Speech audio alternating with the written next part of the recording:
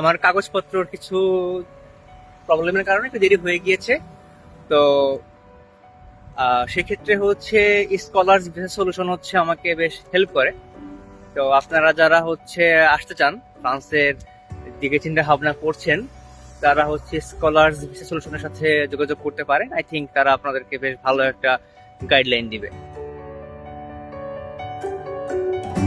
Hello everyone, আমি মেহেদি। এখন আছি ফ্রান্সের ক্যানেতে, ক্যানের রাস্তায় হাঁটতেছি। যদিও এখন আমার এখানে বাজে রাত 8টা, মানে বাংলাদেশ সময় অলমোস্ট রাত 12টার মতো বাজে, কিন্তু এখানে দেখে মনে হবে যে একদম দুপুর, দুপুরের মতো রোদ, পিছনে সূর্য একদম ঝলকানো ঝলসাচ্ছে। তো আজকে ওয়েদারটা বেশ ভালো, একটু মেঘলা মেঘলা ওয়েদার, এই জন্য একটু হাঁটতে বেরোলাম। যদিও এই টাইমের পরে এখানে রাত 8:30-9টার পরে হচ্ছে সূর্য ডুবে, আর সূর্য ডুবার পর পরে হচ্ছে সব মানুষ নর্মালি ঘরে ফিরে যায়।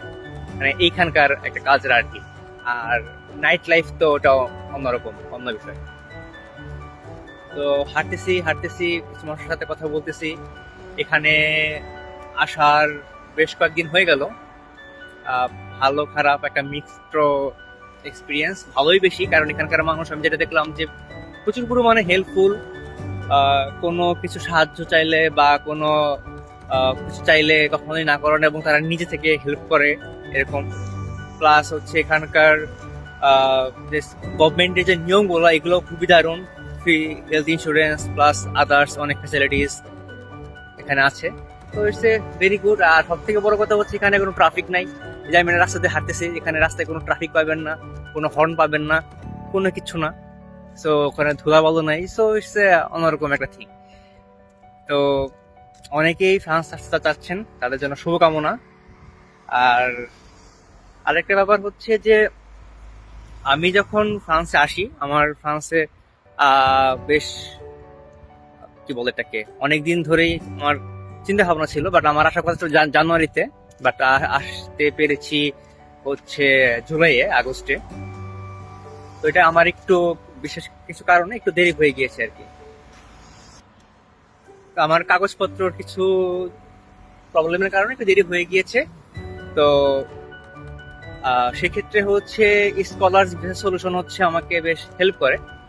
তো আপনারা যারা হচ্ছে আসতে চান, ফ্রান্সের দিকে চিন্তা ভাবনা করছেন, তারা হচ্ছে স্কলার্স ভিসা সলিউশনের সাথে যোগাযোগ করতে পারেন। আই থিঙ্ক তারা আপনাদেরকে বেশ ভালো একটা গাইডলাইন দিবে।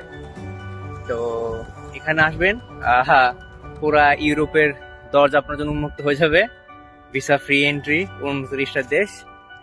আর এখানের থেকে হচ্ছে সুইজারল্যান্ড, মোনাকো, ইতালিও কাছেই।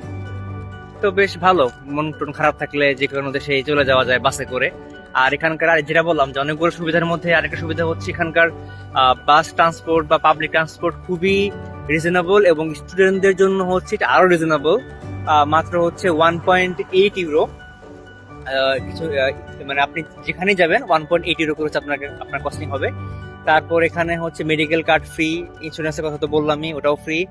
সো ইটস এ হিউজ সুবিধা যদি আপনি নিতে পারেন। তারপর আরেকটা হাউজিং সুবিধা আছে, যেটাকে বলে CAF।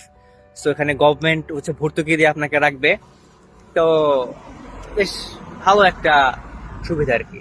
তো এর পাশাপাশি আসলে অনেকে আমরা যেটা করি যে সেখানে আসার পরে আসলে আমাদের মেনুতে যেটাতে আসা পড়াশোনা করা, তো ওখানে আসলে আমরা মনোযোগ কম দেই। প্লাস হচ্ছে আমরা অনেকে দেখা যায় যে অ্যাসাইলাম দেই। তো একটু আসলে কখনো করা ঠিক না। স্টুডেন্ট হিসাবে আসলে স্টুডেন্টের মেন কাজ পড়াশোনা করা, ওটাই আগে শেষ করা উচিত। এরপরে পার্ট টাইম কাজ, জব, ওগুলা তো থাকবেই। তো এই আর কি।